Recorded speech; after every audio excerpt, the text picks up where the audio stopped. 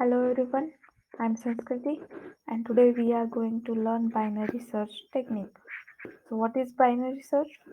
Binary, the name itself suggests we are going to divide our array into two parts. So now let's have a look at this array. What's this array? 21, 54, 66 up to 107. So with my observations, I can say that this is a sorted array. Okay. So we learn and observe two things. Binary search divides the array into two parts. Second thing, the array must be sorted to apply the binary search over it. Third thing, what we are going to search in this array. Suppose we are going to search 66.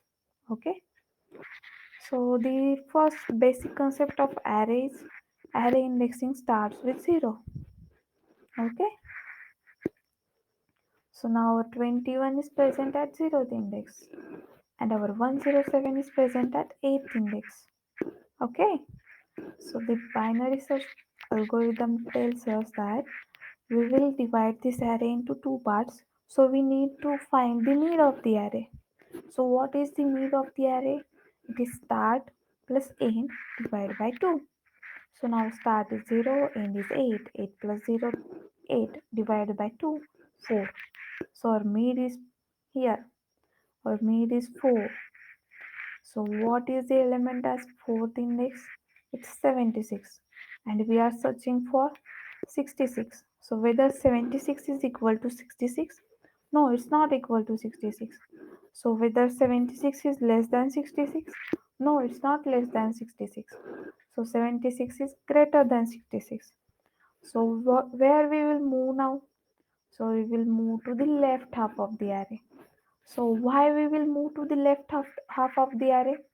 So now we will observe this thing. Can you see my cursor? Yeah. So here is our 76. Our array is sorted and we are searching for 66.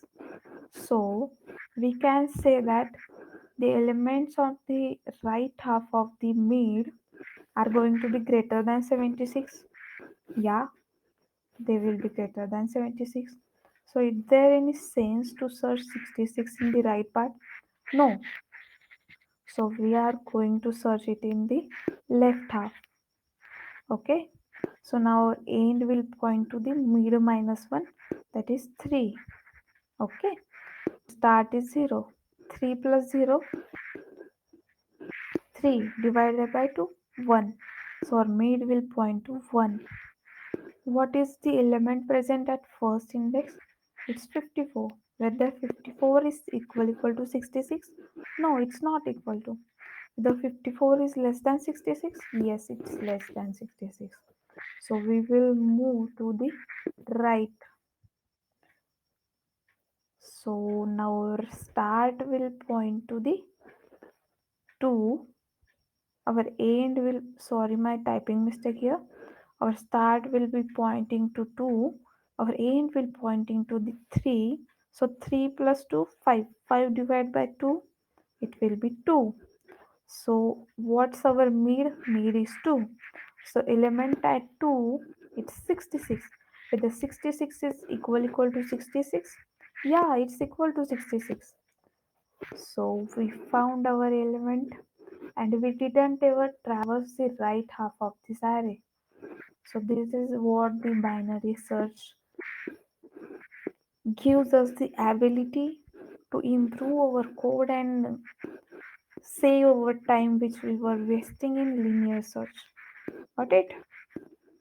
So this is the small code snippet of how binary search works. So I don't think you need to look at this. You can code by yourself.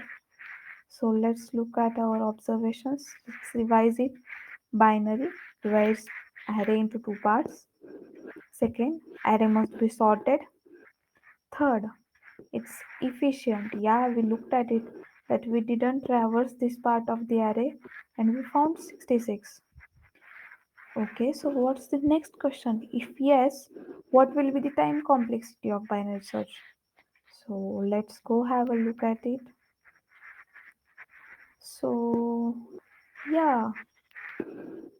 We can say when we first tried to search for 766, what we did, we checked for 76.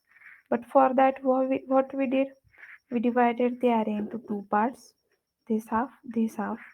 Okay, we didn't find 66. Then we divided the array into four parts. Yeah, we divided. Okay, then we divided it into 8. That is, we are dividing the array into the power of the 2. Are you getting? N by the power of the 2. Any element that's the power of 2, we are going to divide by it. So what will the list count we are going to have? We can go with the one element only. We can't get the element with the length with zero element.